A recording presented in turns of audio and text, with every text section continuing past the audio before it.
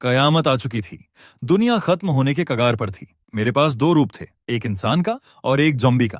मैं इन दोनों के बीच कभी भी स्विच कर सकता था। जब मुझे सामान ढूंढना होता, मैं ज़ॉम्बी बन जाता और ज़ॉम्बियों के बीच ऐसे घूमता जैसे कोई मुझे देख ही नहीं सकता। और जब घर लौटता, तो फिर इंसान बनकर आराम से वाइन पीता और हॉटपॉट खाता। ये सब शुरू हुआ कुछ ही दिन पहले, जब एक काला धुआं पूरी दुनिया में फैल गया। जो भी उसे सांस के साथ अंदर लेता, वो खून का प्यासा ज़ॉम्बी बन जाता। मैं और मेरे कुछ क्लासमेट्स स्कूल की चौथी मंजिल पर एक क्लासरूम में फंसे हुए थे। भूख इतनी बढ़ गई थी कि मैं और कुछ हिम्मती लोग खाने की तलाश में बाहर निकले, लेकिन आखिर में सिर्फ मैं ही वापस लौट पाया। जब मैं क्लासरूम के दरवाजे पर पहुंचा, तो दिल बैठ गया। मेरी गर्लफ्रेंड और बाकी लोग दरवाजा खोलने को तैयार ही नहीं थे। क्यों? क्योंकि मेरे पीछे 3 ज़ॉम्बी लगे हुए थे। सबसे ज्यादा गुस्सा तो तब आया जब मेरी ही गर्लफ्रेंड बोली, सॉरी आकाश, सबकी सेफ्टी के लिए हम रिस्क नहीं ले सकते। उस वक्त सच में गाली देने का मन कर रहा था। जब हम खाना लेने बाहर जा रहे थे, तब किसी ने नहीं कहा कि रिस्क मत लो। तब समझ आया, ये लोग असल में कितने घटिया हैं। मैं तुरंत मुड़ा और पास के दूसरे क्लासरूम में छुपने का फैसला किया। लेकिन बस थोड़ी सी देर हुई और वो तीनों ज़ॉम्बी मेरे पीछे आ पहुंचे। मैंने बिना सोचे खाना उनकी तरफ फेंका और भागकर बगल वाले क्लासरूम का दरवाजा खोलकर अंदर घुस गया। अंदर जाते ही दरवाजा लॉक किया और पूरे शरीर से उसे दबाकर खड़ा हो गया। बाहर से धड़ाम धड़ाम की आवाजें। ज़ॉम्बी लगातार दरवाजे को सिर मार रहे थे। उधर मेरी गर्लफ्रेंड वाले क्लासरूम पर कोई हमला नहीं हो रहा था, क्योंकि उन्होंने दरवाजे की सारी दरारें टेप से बंद कर दी थीं और खिड़कियों पर किताबों के पन्ने चिपका दिए थे। हमें पहले ही पता चल चुका था, ज़ॉम्बी ठीक से देख नहीं सकते, वो सिर्फ स्मेल और साउंड से इंसानों को ढूंढते हैं। लेकिन मेरे पास ना टेप था, ना कोई मदद करने वाला। मैं अकेला दरवाजा पकड़े खड़ा था। तभी अचानक 2 और ज़ॉम्बी आ गए। अब मैं और नहीं संभाल पाया। धड़ाम! दरवाजा टूटा और मैं जमीन पर गिर पड़ा। मैं उठने ही वाला था कि 5 ज़ॉम्बी मुझ पर टूट पड़े। एक ज़ॉम्बी ने सीधे मेरी गर्दन से मांस का बड़ा टुकड़ा नोच लिया। उस पल दिल में सिर्फ एक ही चीज थी, पछतावा। आखिरी सांसों में मुझे अपने मम्मी पापा और छोटे भाई की याद आई। पता नहीं वो कैसे होंगे। धीरे धीरे मेरी चेतना खत्म होने लगी, लेकिन तभी मेरे दिमाग में एक आवाज गूंजी, जैसे सदियों पुरानी हो। तुम्हें यिन यांग की शक्ति दी जाती है, रूप बदलने की ताकत। और उसी पल मैं अचानक होश में आ गया। होश में आते ही मैं खड़ा हुआ और चारों तरफ देखने लगा, लेकिन वहां कोई नहीं था। फिर अचानक याद आया, मैं तो दिन में ज़ॉम्बियों के हाथों गिर चुका था। मैंने धीरे धीरे अपने हाथों को देखा और समझ गया, ये इंसानी हाथ नहीं थे। ये तो बिल्कुल ज़ॉम्बी जैसे थे। मैंने मुंह खोलकर गाली देने की कोशिश की, पर आवाज ही नहीं निकली। बस एक अजीब सी डरावनी कराह निकल रही थी। दिल बैठ गया, लेकिन तभी मुझे एहसास हुआ, मैं अभी भी सोच सकता हूँ, समझ सकता हूँ, ब्लैक बोर्ड पर लिखे शब्द पहचान सकता हूँ, मल्टीप्लिकेशन टेबल और कविताएं याद हैं। मतलब मैं ज़ॉम्बी बनकर भी इंसान की तरह सोच सकता हूँ। ये सोचकर मैं ऑलमोस्ट खुशी से उछल पड़ा। फिर मैंने अपनी गर्दन को छुआ, पर वहां मुलायम स्किन नहीं थी, बल्कि फटा हुआ मांस और टूटी हुई हड्डियां थीं। हाथ कांप गया। मैं लड़खड़ाता हुआ वॉशरूम की तरफ गया। चलना भी मुश्किल हो रहा था, जैसे आधा शरीर काम नहीं कर रहा हो। आईने में खुद को देखा और दिल दहल गया। सफेद आंखें, सड़ी हुई ग्रे स्किन, पूरी तरह एक ज़ॉम्बी, और वो भी बुरी तरह घायल। मेरी गर्दन पर एक बड़ा सा खुला घाव था। मैं इसे सह नहीं पाया। मैं चिल्लाना चाहता था, मैं ज़ॉम्बी नहीं बनना चाहता, लेकिन बाहर निकली सिर्फ एक डरावनी चीख। तभी अचानक मेरे शरीर में बदलाव शुरू हुआ। मेरी स्किन का रंग वापस नॉर्मल होने लगा। ज़ॉम्बी के सारे लक्षण गायब होने लगे। मैं इंसान बन रहा था, लेकिन अगले ही सेकंड धप, मैं जमीन पर गिर पड़ा। मेरी गर्दन का घाव फिर से खुल गया। खून तेजी से बहने लगा। मेरी सांसें टूटने लगीं और तभी बाहर से फिर से ज़ॉम्बियों की आवाज आने लगी। उन्हें खून की स्मेल मिल गई थी। उस पल मुझे समझ आया, मैं सच में इंसान बन सकता हूँ, लेकिन इंसान बनते ही ये घाव जानलेवा बन जाता है। भारी खून बहना, टूटी हुई गर्दन, सांस लेना तक मुश्किल। मैं मरने वाला था। तभी मेरे दिमाग में एक ख्याल आया, इससे अच्छा तो ज़ॉम्बी ही रहना है। और जैसे ही ये सोचा, मेरा शरीर फिर से बदलने लगा। कुछ ही सेकंड में मैं वापस ज़ॉम्बी बन गया। दर्द गायब हो गया। तभी धड़ाम, वॉशरूम का दरवाजा टूट गया। एक ज़ॉम्बी अंदर घुसा, लेकिन उसने मुझे देखा ही नहीं। वो बस इधर उधर भटकने लगा। मैं जमीन पर पड़ा था, पूरी तरह कमजोर। 2 बार ट्रांसफॉर्म होने से मेरी सारी ताकत खत्म हो गई थी, लेकिन दिल के अंदर एक अलग ही एक्साइटमेंट थी। अब मुझे समझ आ गया था, मैं इंसान और ज़ॉम्बी दोनों बन सकता हूं। इसका मतलब मेरी सर्वाइवल पावर सबसे ज्यादा है। फिर मुझे वो आवाज याद आई, यिन यांग की शक्ति। तभी मुझे अपने गले का पेंडेंट याद आया, यिन यांग वाला लॉकेट जो पापा ने दिया था। उन्होंने कहा था कि ये उन्हें एक उल्कापिंड मेटियर के गड्ढे में मिला था। मैंने नीचे देखा, पेंडेंट गायब था, लेकिन मेरी छाती पर यिन यांग का निशान बन चुका था। अब समझ आया, ये सब उसी का खेल है। लेकिन अभी सोचने का टाइम नहीं था। मुझे जिंदा रहना था और अपने परिवार को ढूंढना था। तभी मेरे दिमाग में एक और जानकारी आई, जैसे ये पहले से पता हो, अगर मैं किसी मरे हुए ज़ॉम्बी को छूता हूँ तो मैं उसकी एनर्जी अब्जॉर्ब कर सकता हूँ। इससे मैं और स्ट्रांग बन सकता हूँ। मैं तुरंत पास पड़ी एक ज़ॉम्बी की लाश के पास गया और अपनी उंगली से उसे छुआ। अचानक एक बिजली जैसी ऊर्जा मेरे शरीर में दौड़ गई। एक अजीब सा सुख महसूस हुआ और मेरी गर्दन का घाव धीरे धीरे भरने लगा। कुछ ही सेकंड में चोट आधी ठीक हो गई। मेरी ताकत और फुर्ती भी बढ़ गई और भूख भी गायब हो गई। मैं हैरान था।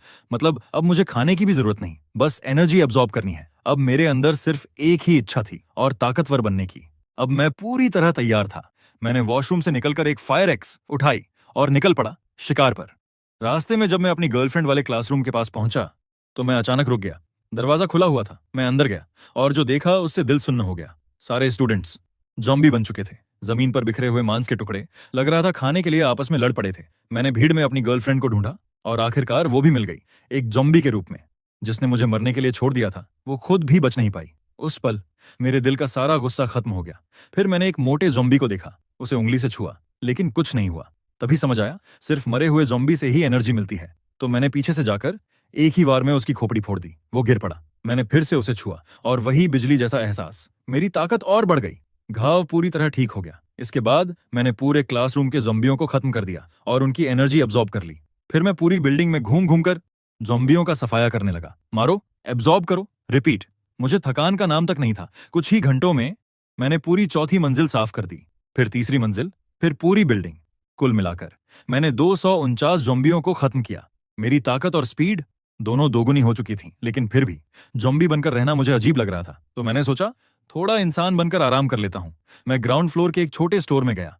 दरवाजे की सारी दरारें टेप से बंद की, खिड़कियों पर किताबों के पन्ने चिपका दिए। सब कुछ सेव करने के बाद मैंने खुद को फिर इंसान में बदल लिया। कुछ ही सेकंड में मैं वापस नॉर्मल इंसान बन गया। लेकिन इस बार मुझे अपनी ताकत गायब लग रही थी, जैसे ज़ॉम्बी रूप मेरी असली ताकत हो। फिर भी अच्छी बात यह थी कि मुझे भूख ज्यादा नहीं लग रही थी। शायद दोनों फॉर्म्स एनर्जी शेयर करते हैं। मैंने एक दूध की बोतल उठाई और सीधे गटक गया, फिर ब्रेड खाई और चैन की सांस ली। इतने में अचानक बाहर से अनाउंसमेंट की आवाज आई, सभी बचे हुए स्टूडेंट्स और टीचर्स तुरंत स्कूल के मैदान में आ जाएं, हम रेस्क्यू टीम हैं। मैं चौंक गया। इतनी जल्दी रेस्क्यू? मैंने दरवाजा थोड़ा सा खोला और बाहर झांका। करीब 20 लोग थे, हथियारों के साथ, बहुत सावधानी से आगे बढ़ रहे थे। तभी एक खूबसूरत लड़की रोते हुए भागती हुई आई। पापा! मैंने उसे पहचाना। स्कूल की टॉपर और सबसे पॉपुलर लड़की सोनिया। उसका पिता उसे गले लगाकर रोने लगा। लेकिन तभी एक टीचर कुछ स्टूडेंट्स के साथ भागते हुए आए। उनके पीछे दर्जनों ज़ॉम्बी थे। फौरन गोलीबारी शुरू हो गई। कुछ ही सेकंड में ज़ॉम्बी गिर गए, लेकिन आवाज से और ज़ॉम्बी आकर्षित हो गए। सिचुएशन बिगड़ गई। रेस्क्यू टीम ने तुरंत पीछे हटने का फैसला किया, सेफ जोन की तरफ वापस। Safe zone? ये सुनते ही मैं अलर्ट हो गया। क्या मेरे मम्मी पापा भी वहां हो सकते हैं? मैंने तुरंत दरवाजा खोला और उनके साथ शामिल हो गया। लेकिन हालात खराब होते जा रहे थे। ऊपर से ज़ॉम्बी कूद कूद कर गिर रहे थे, नीचे लोगों पर टूट पड़ रहे थे। मैं भी घायल हो गया। मेरे हाथ पर कांच लग गया। उधर सोनिया और भी बुरी हालत में थी। उसके पैर में कांच घुस गया था। उसके पिता को भी ज़ॉम्बी ने काट लिया। उन्होंने आखिरी बार लड़ाई की, फिर अपनी बेटी को राइफल दी और मुझे पिस्तौल। इसे लेकर भागो। लेकिन वो बात पूरी कर पाते उससे पहले ही एक ज़ॉम्बी ने उनकी गर्दन तोड़ दी। सोनिया टूट गई, रोने लगी और मुझे समझ आ गया, इंसान रूप में काटे गए तो मौत पक्की है। मैंने पिस्तौल पकड़ी, लेकिन अनश्योर था बच पाऊंगा या नहीं। तभी मैंने सोचा सोनिया से राइफल ले लूं, लेकिन जैसे ही ये सोचा उसने तुरंत बंदूक मेरी तरफ तान दी। मैं घबरा गया और अगले ही पल धड़ाम धड़ाम उसने गोली चलाई, लेकिन मुझ पर नहीं, मेरे पीछे आ रहे ज़ॉम्बी पर। गोली मेरे बहुत पास से निकली। मैं कांप गया। तभी उसने चिल्लाया, इडियट, जल्दी मुझे उठाओ और भागो। मैंने तुरंत उसे अपने कंधों पर बैठाया और उसी वक्त मैंने चुपके से खुद को ज़ॉम्बी में बदल लिया। ताकत वापस आ गई। अब वो मुझे भारी नहीं लग रही थी और मैं पूरी स्पीड से वापस उसी स्टोर की तरफ दौड़ पड़ा जहां से ये नई कहानी शुरू हुई थी। मैं खुद एक ज़ॉम्बी बन चुका था, लेकिन साथ में थी सोनिया, एक जिंदा इंसान, और पीछे पीछे 3 ज़ॉम्बी भी भाग रहे थे। तभी सोनिया ने पीछे मुड़कर देखा और बिना टाइम वेस्ट किए टप टप टप तीनों के सिर में गोली मार दी। तीनों वहीं ढेर हो गए। हम जैसे ही सुपरमार्केट के बाहर पहुंचे, मैंने सोनिया को अंदर धक्का दिया और खुद मुड़कर जाने लगा। मुझे भरोसा था कि उसे दरवाजे की दरार ब्लॉक करके छिपना आता है, वरना वो आज तक जिंदा नहीं बचती। लेकिन तभी उसने मेरा हाथ पकड़ लिया। तुम अंदर नहीं आओगे? मैं कुछ बोल ही नहीं सकता था। जैसे ही मुंह खुलता, इंसानों वाली आवाज की जगह ज़ॉम्बी वाली डरावनी गुर्राहट निकलती। मैंने दूर की तरफ कुछ गोलियां चलाईं, फिर हाथों से इशारे किए। तब जाकर सोनिया समझी कि मैं वापस जाकर लोगों को बचाना चाहता हूं। उसने तुरंत कहा, ध्यान से जाना और अगर कुछ गड़बड़ लगे तो वापस यहीं आ जाना। इतना कहकर उसने अपनी राइफल भी मेरी तरफ फेंक दी। मैं वापस उसी जगह पहुंचा जहां पहले लड़ाई हो रही थी। सोचा शायद कुछ लोगों को बचा लूं, और उनसे पता चल जाए कि वो सेफ जोन कहाँ है। लेकिन तब तक रेस्क्यू टीम भागती हुई बाहर निकल रही थी। मैंने राइफल उठाई और पीछे से ज़ॉम्बियों पर फायरिंग शुरू कर दी। लेकिन दिक्कत ये थी कि मैंने जिंदगी में कभी बंदूक चलाई ही नहीं थी।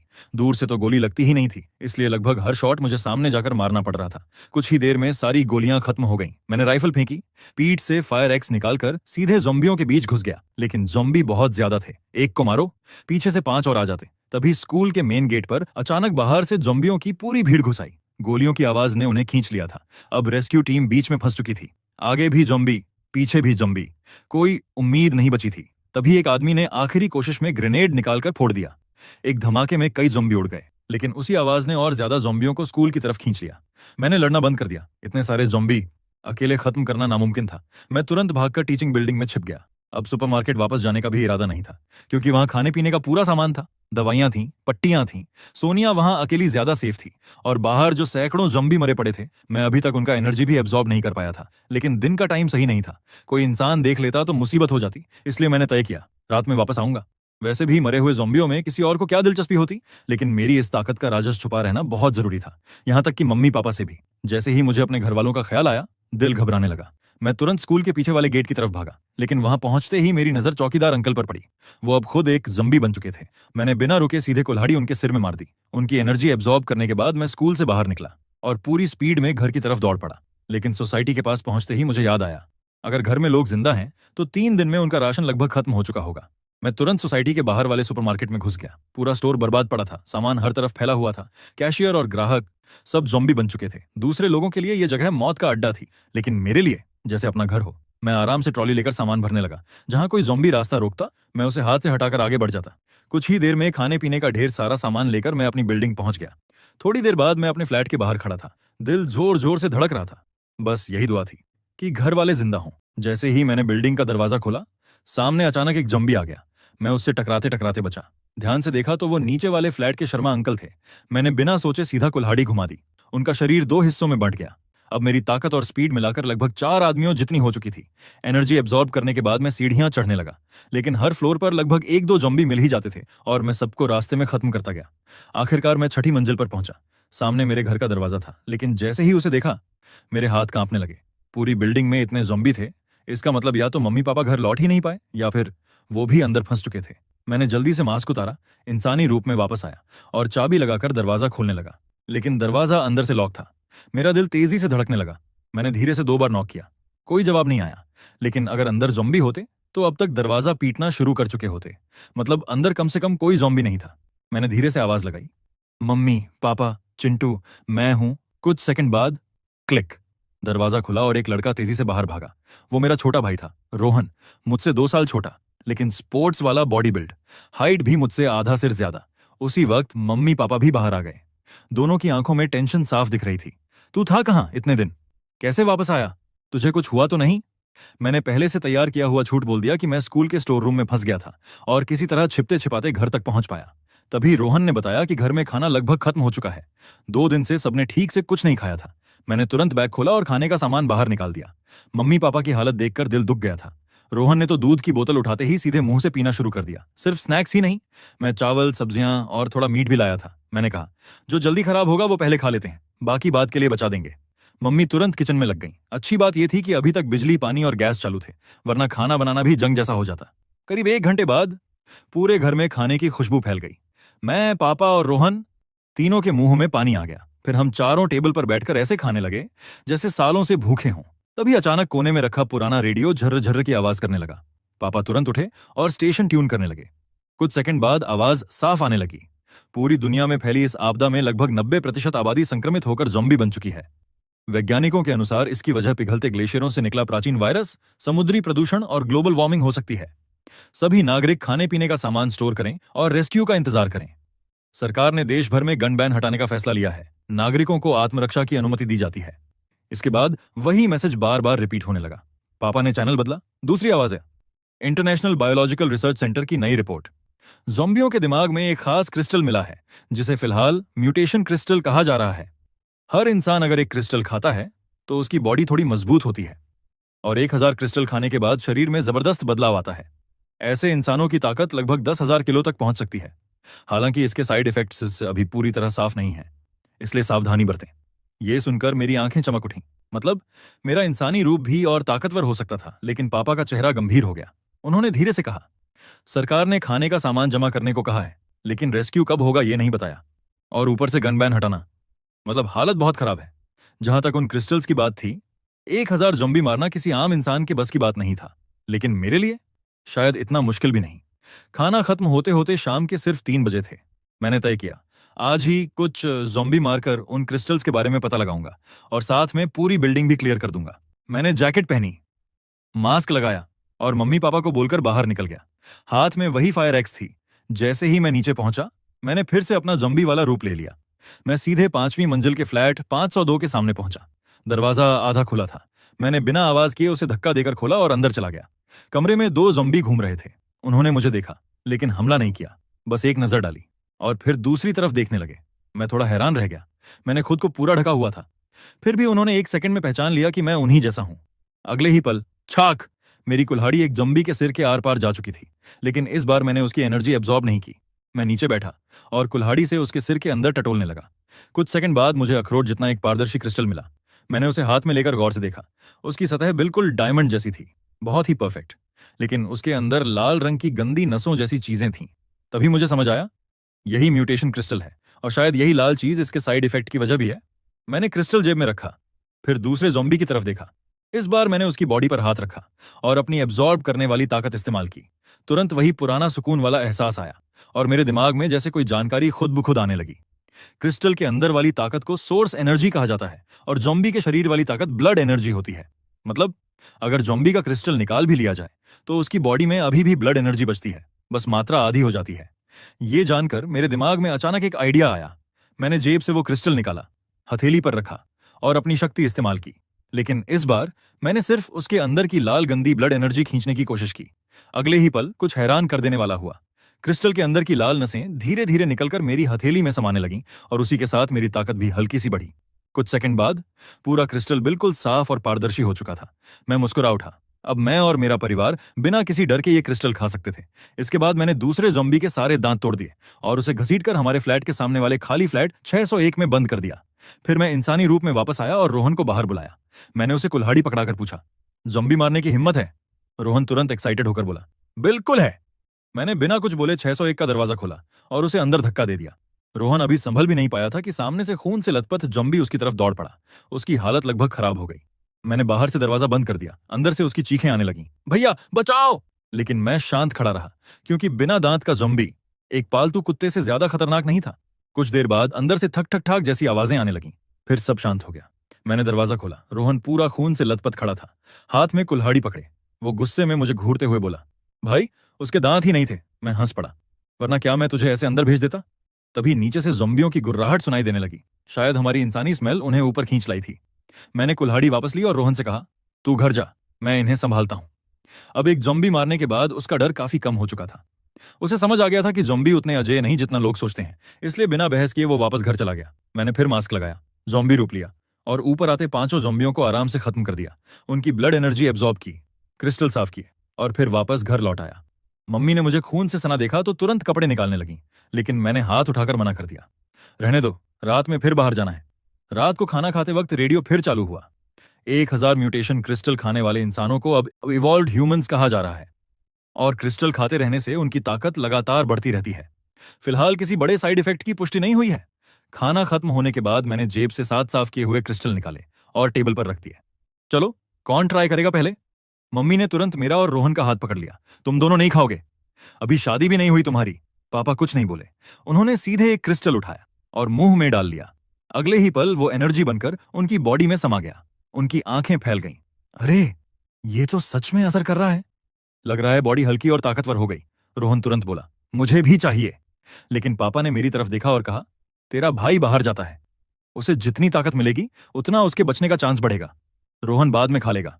मैंने भी ज्यादा बहस नहीं की। बाकी सारे क्रिस्टल उठाए और एक साथ मुंह में डाल दिए। सच में असर था। हर क्रिस्टल शायद 3 से 5 किलो ताकत बढ़ा रहा था। कुछ देर बाद मैं फिर कुल्हाड़ी लेकर बाहर निकल गया और इस बार मेरा टारगेट था पूरा स्कूल। मुझे लगा पैदल स्कूल जाना बहुत स्लो होगा, इसलिए मैंने रास्ते से एक साइकिल उठा ली। शुरुआत में बॉडी थोड़ी अजीब लग रही थी, लेकिन कुछ ही मिनट में मैं आराम से तेज स्पीड में चलाने लगा। शायद पूरी दुनिया में मैं पहला ज़ॉम्बी था जो साइकिल चला रहा था। वैसे तो ज़ॉम्बी मारकर क्रिस्टल कहीं से भी मिल सकते थे, लेकिन स्कूल जाने का फायदा अलग था। वहाँ रेस्क्यू टीम और ज़ॉम्बियों की लड़ाई में सैकड़ों ज़ॉम्बी मरे पड़े थे। अगर मैं उनकी एनर्जी एब्जॉर्ब कर लेता तो बहुत टाइम बच जाता। और सबसे जरूरी बात, मुझे हथियार भी चाहिए थे। रेस्क्यू टीम ढेर सारी गन और गोलियां वहीं छोड़ गई थी। घर वालों की सुरक्षा के लिए वो बहुत जरूरी थी। करीब आधे घंटे बाद मैं सिटी स्कूल पहुंच गया। पूरा कैंपस ज़ॉम्बियों से भरा पड़ा था। चारों तरफ डरावनी खामोशी थी। मैं सबसे पहले सुपरमार्केट की तरफ गया। दरवाजा अभी भी सही सलामत था, मतलब सोनिया अब तक अंदर सुरक्षित थी। इतने सारे ज़ॉम्बियों के बीच मैं उसे बाहर नहीं निकाल सकता था। अभी वहीं रहना उसके लिए सबसे सेफ था, और अंदर खाने पीने की कोई कमी भी नहीं थी। उसके बाद मैं सीधे उस जगह पहुंचा जहां कल लड़ाई हुई थी। जमीन पर जगह जगह मरे हुए ज़ॉम्बी पड़े थे। मैंने एक एक करके उनकी एनर्जी एब्जॉर्ब करनी शुरू कर दी। इस बार मैंने उनके क्रिस्टल नहीं निकाले, क्योंकि उसमें बहुत टाइम लगता। मैंने सोर्स एनर्जी और ब्लड एनर्जी दोनों सीधे एब्जॉर्ब कर ली। मेरा प्लान साफ था, पहले अपने ज़ॉम्बी रूप को पूरी तरह इवॉल्व करना, क्योंकि मुझे अंदर से महसूस हो रहा था जैसे इंसान 1000 क्रिस्टल खाने के बाद इवॉल्व होते हैं, वैसे ही मेरा ज़ॉम्बी रूप भी एक बड़े बदलाव के करीब है। कुछ देर बाद सारे मरे हुए ज़ॉम्बियों की एनर्जी खत्म हो चुकी थी, लेकिन मैं रुका नहीं। मैंने कुल्हाड़ी निकाली और जिंदा ज़ॉम्बियों का शिकार शुरू कर दिया। पूरा कैंपस लगातार डरावनी आवाजों से गूंजता रहा। ठाक ठाक कड़क, एक के बाद एक सिर फूटते गए। रात गुजरती रही और मैं बस मारता गया, एब्जॉर्ब करता गया। सुबह करीब 4-5 बजे जैसे ही मैंने 1000वां ज़ॉम्बी खत्म किया, अचानक मेरे पूरे शरीर में भयानक दर्द शुरू हो गया। मैं जमीन पर गिर पड़ा। गले से जोर जोर से डरावनी चीखें निकलने लगी। ऐसा लग रहा था जैसे शरीर की हर हड्डी, हर कोशिका टूटकर दोबारा बन रही हो। दर्द इतना भयानक था कि मैं चाहकर भी हिल नहीं पा रहा था। करीब 5 मिनट बाद दर्द धीरे धीरे कम होने लगा। मैं हांफते हुए उठा और उसी पल मुझे एहसास हुआ मैं बदल चुका था। पूरी दुनिया अलग महसूस हो रही थी। मेरी पांचों सेंसेस कई गुना तेज हो चुकी थी। कल चली गोलियों की हल्की बारूद की स्मेल तक साफ महसूस हो रही थी। दूर स्कूल की बिल्डिंग पर रेंगती हुई छिपकली तक मुझे दिख रही थी। यहाँ तक कि टॉयलेट में गिरती पानी की बूंदों की आवाज भी साफ सुनाई दे रही थी। मैंने अपनी मुट्ठी भींची। ऐसा लग रहा था जैसे शरीर के अंदर विस्फोटक ताकत भरी हुई हो। मैंने अचानक छलांग लगाई। धड़ाम! मेरा शरीर सीधे सामने वाली 3 मंजिला बिल्डिंग की दीवार से जा टकराया, लेकिन मैं गिरा नहीं। मेरी उंगलियां दीवार में धंस चुकी थी। मैं मकड़ी की तरह दीवार पर चढ़ने लगा। कुछ सेकंड में मैं छत पर पहुंच गया। सामने सूरज निकल रहा था। मैं छत पर खड़ा उसे देखता रहा। दिल के अंदर अजीब सा जोश भर गया था। अगले ही पल मैंने छत से नीचे छलांग लगा दी। भूम! जमीन पर उतरते ही बड़ा सा गड्ढा बन गया और उसी आवाज ने आसपास के सारे ज़ॉम्बियों को मेरी तरफ खींच लिया।